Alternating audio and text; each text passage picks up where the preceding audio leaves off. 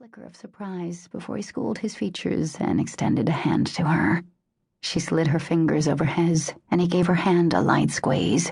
No words were necessary. They both grieved the loss of her husband and his best friend. "You look lovely, Joss," Dash said as he walked her around to the passenger side. She smiled, knowing she didn't look particularly lovely today, and he was likely surprised by her casual appearance, but he didn't remark on it. He took the flowers and carefully positioned them in the back so they wouldn't fall over, and then closed her door after ensuring she was fully inside. She watched him stride around the front of the car, his long legs eating up the distance in a matter of seconds. Then he slid into the driver's seat, and his scent wafted through her nostrils.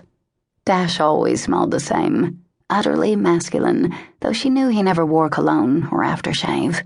He was a no-frills kind of guy, much like Carson had been, though her husband had worn expensive clothing, and even his casual wear was tailored to fit his personality. Even Dash's car fit his personality. A sleek black Jaguar. How appropriate he drove a vehicle named for a predator. He fit the part well. They'd been partners in business, but Carson had always been the front man. The one who wined and dined clients, the polished spokesman, the one who sealed the deals, attended all the social events, while Dash worked behind the scenes. The closer, the one who always did most of the legwork and fixed the problems. Carson had often laughed and said he was the looks and charm and Dash was the brains of the operation. But Dash was certainly not lacking in looks or charm.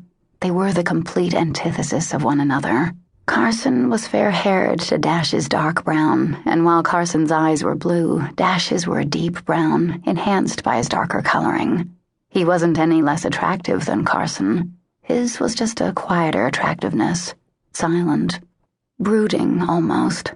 He had made Joss nervous back when she'd first met him, when she and Carson had dated. Theirs had been a whirlwind courtship. Carson had swept her off her feet, and Joss had known that Dash was concerned that his friend was getting in way over his head. Moving too fast. The fact Joss knew that had made her wary of Dash, but over time he'd become her rock. Especially after Carson had died. As they drove out of Joss's exclusive subdivision, Dash reached over for her hand, lacing his fingers through hers, and as he'd done before, he squeezed lightly, a gesture of reassurance. Joss turned and smiled at him, telling him without words that she was okay. As they stopped at a red light, Dash studied her intently, almost as if he were trying to decipher what was different about her. Evidently satisfied with whatever he'd seen in her eyes or expression, he smiled back, but he kept hold of her hand as he navigated through traffic on the way to the cemetery, just a few miles from where Joss and Carson had lived. They drove in comfortable silence, but then they'd never conversed much on the day Dash drove her to the cemetery every year. Oh, Joss visited at other times, but Dash always accompanied her on the anniversary. But that wasn't the only time she saw Dash. He'd stepped in from the moment Carson had passed away, and he'd been her rock ever since.